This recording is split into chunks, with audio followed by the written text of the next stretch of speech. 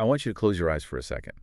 Just picture the last time you were in the gym. Mm-hmm. You're setting up for heavy movement. Maybe a barbell squat, maybe a deadlift. You've got your playlist blasting, you unrack the weight, and you go for it. You're in the zone. You're in the zone, the weight moves, you grind it out, you rack it, and you think, man, that felt solid. I am a machine. You feel strong, you feel locked in. But I have a statistic here that's going to be a bit of a cold shower for that confidence. It's definitely a reality check. According to the source we're covering today, 90%, that's 90 of gym-goers, are currently leaving gains on the table. A huge number. And it's not because they aren't training hard enough. It's not because they aren't eating enough protein or, sleeping enough. It is simply because they cannot actually see what they are doing. It's a staggering number, isn't it? Mm-hmm. But when you really dig into the mechanics of human movement, it just makes perfect sense. We're talking about a fundamental blindness. But a blindness. Yeah, a massive disconnect between what you feel your body is doing and what your body is actually doing in space. That is the core theme of our deep dive today. We're exploring a fascinating article by Marcus Rodriguez. It's called Mastering Biomechanics Through Video Analysis for Optimal Gains. Right. And before we get into the how, we should probably establish why Rodriguez is the guy to listen to on this. Yeah. Because the fitness industry is full of, influencers who just look good but don't know the science. That's a great point. And Rodriguez brings a very specific, sort of rare blend of experience to the table. He is an NSCA certified personal trainer, so he's got the academic background. Okay. But he's also a former competitive powerlifter. He's moved a 400 and 450-pound total. So he understands the practical, visceral side of being under crushing weight. He knows what it feels like when your form breaks down at the limit. And he's also the co-founder of a company called Biomechanics, which focuses on this exact problem. Exactly. And his central argument is that the missing link for breaking through plateaus, whether you're an elite lifter or just a regular person, it isn't a new Cree workout. It's not some secret Russian rep scheme. No, it's the camera on the back of your smartphone. So the mission for this deep dive is to convince you to start using it. We're going to explain why your body's internal navigation system, your proprioception, is basically lying to you. We're going to break down the 3 distinct phases of a lift, most of which people just ignore. And we're going to give you a very practical, step-by-step guide on how to get expert-level coaching for free using just your phone. It really is about moving from, subjective guesswork to objective data. Let's start with that problem. Rodriguez calls it the blind spot. I think most people assume that if a lift feels smooth, it is smooth. If it doesn't hurt, it's good. Why is that assumption so dangerous?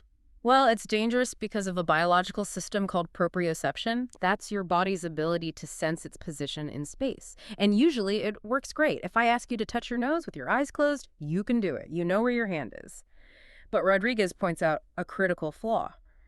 Proprioception degrades under stress. So when you put 200 or 300 pounds on your back, the system starts to glitch? It gets overwhelmed. I mean, think about the cognitive load during a heavy squat. Your brain is in survival mode. It effectively shuts down non-essential data processing. Right. You're focusing on bracing your core, you're regulating your breathing, you're trying to generate massive force just to stand up.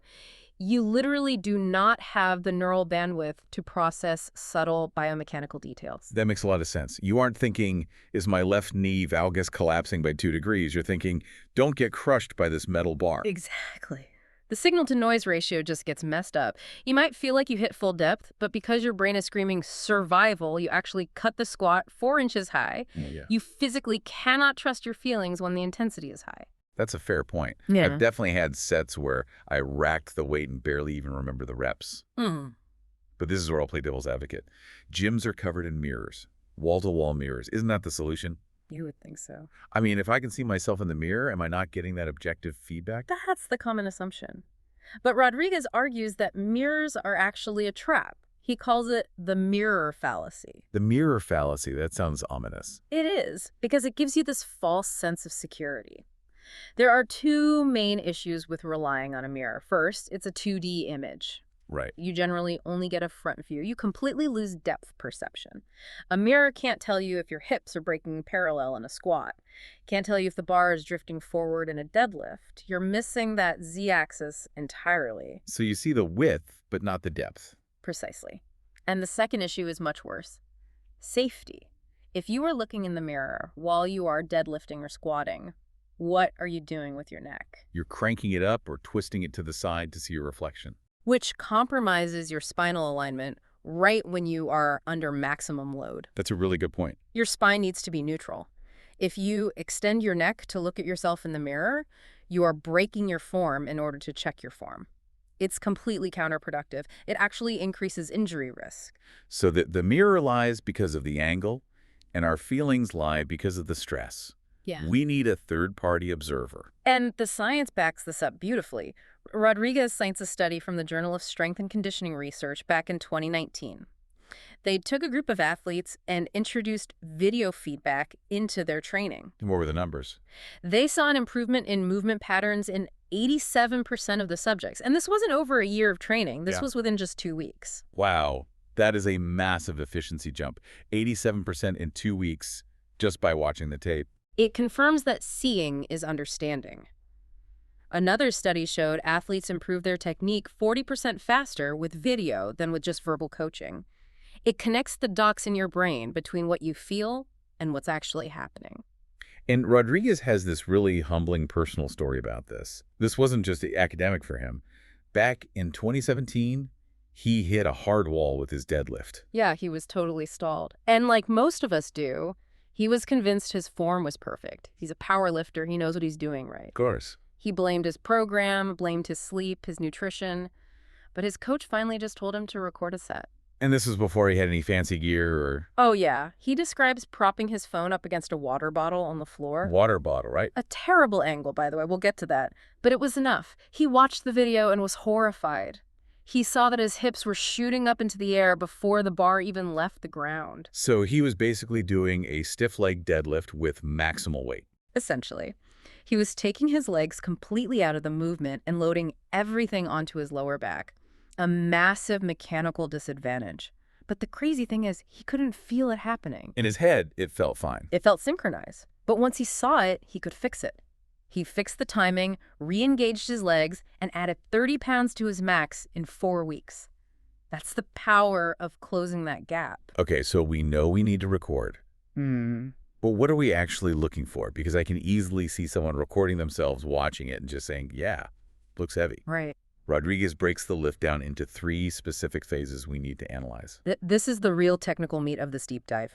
If you want to get strong and you want to analyze video effectively, you have to look at all 3. The eccentric, the isometric, and the concentric. Most people only care about the last one. Let's start with phase 1, the eccentric, so the lowering of the weight. And this is where beginners and even intermediates almost always fail. The mistake is rushing. Rodriguez notes that most people just drop the weight in about half a second.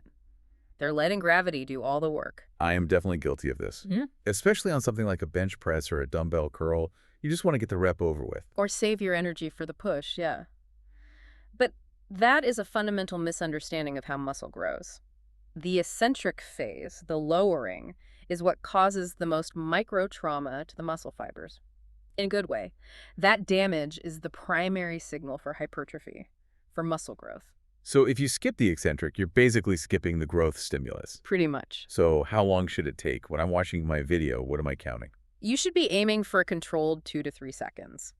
Rodriguez used the example of Romanian deadlifts. He realized via video that when he got tired, he was just letting the bar free fall. Right. Once he forced himself to slow down to a 3-second count, his hamstring development improved significantly in just 6 weeks. It's about owning the weight, not just surviving it. Exactly. If you can't control it on the way down, you have no business lifting it on the way up. Which brings us to phase 2, the isometric, the pause. This is the transition point. The bottom of the squat or the moment the bar touches your chest on the bench press, it's the turnaround. And Rodriguez did a little field study on this one that was pretty revealing. He recorded 50 people bench pressing at his gym just to see how many actually paused at the chest. What was the count? Out of 50 lifters, 6. 6. So 88% of people were just bouncing. The classic trampoline chest. They were slamming the bar down and using the elastic rebound of their rib cage and skin to launch the weight back up. And again, if you ask them, they probably thought they were controlling it. They were shocked when he showed them the video. But here's why this matters for you. The isometric position is where you create maximum mechanical tension. It is usually your weakest point in the range of motion. Weak link. If you bounce through it, you never strengthen that weak link. And structurally, that is where injuries happen, when you apply sudden force to a joint at its end range. So the camera keeps you honest on the pause. Okay, phase 3. The concentric. The actual lifting part. What should we be looking for on video here? We are looking for compensation. You might get the weight from point A to point B, but how did you get it there? Did you shift your hips to the right because your left leg is weaker? Did one arm lock out before the other? He mentions the lat pull down as a classic example. Oh, you see that constantly. Shoulders shrugging up to the ears to yank the bar down. You can't feel that happening as easily as you can see it on a screen. On video, it looks ridiculous. In your body, it just feels like effort. The video strips away the ego. And it just shows you the mechanics. So Rodriguez didn't just write a theory about this. He actually committed to a huge data collection project. He ran a 3-month experiment. Recorded 487 sets. That's a lot of footage. And I love how he breaks this timeline down because it really shows the emotional journey of self-correction. He calls weeks 1 and 2 the shock phase. The shock phase? That sounds about right. It was humbling for him. Even with all his experience, he found that his squat depth varied by over 4 inches between reps. 4 inches. That's the difference between a good rep and a no rep. Huge variance. And he had no idea. He thought he was a machine, pumping out identical reps. The video showed chaos. So after the shock comes the work. Weeks 3 through 6. The correction phase. This is where he applied the fixes. He added a hard 1-second pause to his squats to guarantee depth. He slowed down his eccentrics. He stopped worrying about the weight on the bar and worried more about the position of his body. He let the video dictate the training. Exactly. And finally, weeks 7 through 12, the improvement phase. And the results. The results were undeniable. He put 25 pounds on his squat, 30 pounds on his deadlift. But more importantly, he reduced that squat depth variance from 4.2 inches down to 0.8 inches. That's precision. Total precision. And he mentioned 0 pain. That's the key for longevity. By cleaning up the biomechanics, he stopped grinding his joints and started loading his muscles properly. Exactly. When you move efficiently, the stress goes where you want it, the muscle, and stays away from where you don't, the ligaments and tendons. Okay, so the logic is bulletproof. We need to record. But we have to talk about the elephant in the room. The reason why many people listening right now are thinking, I am not doing this, it's the gym-embarrassment. The fear of looking like a narcissist or an influencer. Yes. Nobody wants to be the person setting up a tripod in the middle of a busy gym, blocking the walkway, ring light on, looking like they're filming a TikTok. Rodriguez addresses this head-on. First, he makes a point that in the current fitness landscape, this is normalized.